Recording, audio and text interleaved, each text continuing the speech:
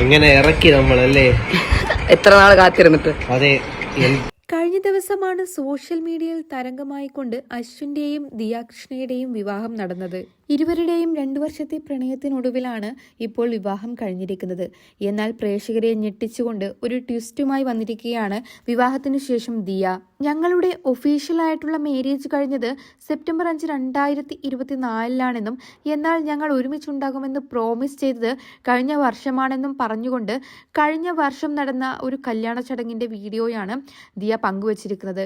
ഇതിൽ നിന്നും മനസ്സിലാക്കാൻ സാധിക്കുന്നത് കഴിഞ്ഞ വർഷം തന്നെ ദിയയും അശ്വിനും തമ്മിലുള്ള വിവാഹം കഴിഞ്ഞിരുന്നു.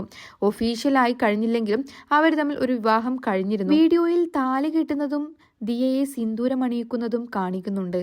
ദിയയും അശ്വിനും തമ്മിൽ പുറം രാജ്യങ്ങളിൽ ടൂർ പോയ സമയത്ത് വലിയ രീതിയിൽ സോഷ്യൽ മീഡിയയിൽ ചർച്ചയായിരുന്നു. കല്യാണത്തിന് മുൻപേ ഇങ്ങനെയുള്ള യാത്രകൾ എന്തുകൊണ്ട് പോകുന്നു എന്ന ചർച്ചകൾ വന്നിരുന്നു. എന്നാൽ ഇതൊക്കെ തൻ്റെ വീട്ടുകാരും അറിഞ്ഞുകൊണ്ടായിരിക്കാം ഇങ്ങനെ വിട്ടതെന്ന് ഇപ്പോൾ സോഷ്യൽ മീഡിയയിൽ എല്ലാവരും പറയുന്നു. അന്ന് കുറ്റം പറഞ്ഞവർക്കുള്ള ഒരു മറുപടി കൂടിയാണ് ദിയ ഇന്ന് ഈ ഒരു മാസ് വീഡിയോയിലൂടെ കൊടുത്തിരിക്കുന്നത്.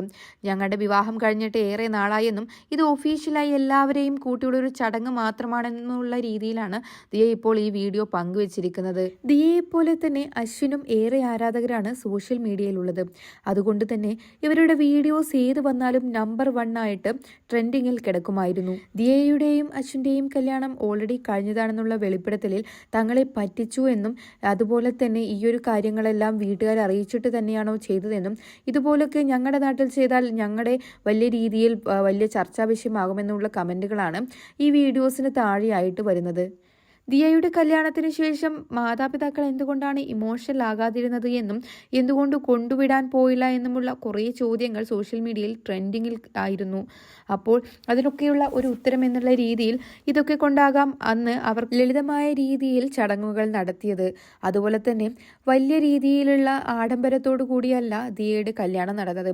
അതുപോലെ ചെറിയ കുറച്ചു പേരുകൾ മാത്രം അടങ്ങുന്ന ഒരു കല്യാണമായിരുന്നു ദിയയുടേത്. ദിയ ഈ വീഡിയോ ഇട്ടതിന് ശേഷം ഒരുപാട് പേർ കമന്റ് കൊണ്ടിരിക്കുകയാണ്. ഇതിൽ ആരൊക്കെയാണ് പങ്കെടുത്തത്, അച്ഛനും അമ്മയ്ക്കും അറിയാമോ എന്നുള്ള കാര്യങ്ങൾ. എന്നാൽ ദിയ ആ വീഡിയോയ്ക്ക് താഴെ തന്നെ ആർക്കൊക്കെ ആ ഒരു സമയത്ത് അറിയാമായിരുന്നു എന്ന് മെൻഷൻ ചെയ്തിട്ടുണ്ട്. എന്നാൽ അതിൽ അടുത്ത സുഹൃത്തുക്കൾ മാത്രമേ ഉള്ളൂ. ശരിക്കും എന്താണ് നടന്നതെന്ന് ദിയക്ക് മാത്രമേ അറിയാവൂ. ദിയ ഇതുവരെയും അത് വെളിപ്പെടുത്തിയിട്ടുമില്ല. ഇതിനെക്കുറിച്ചുള്ള നിങ്ങളുടെ അഭിപ്രായങ്ങൾ താഴെ കമന്റ് ചെയ്യാൻ മറക്കണ്ട.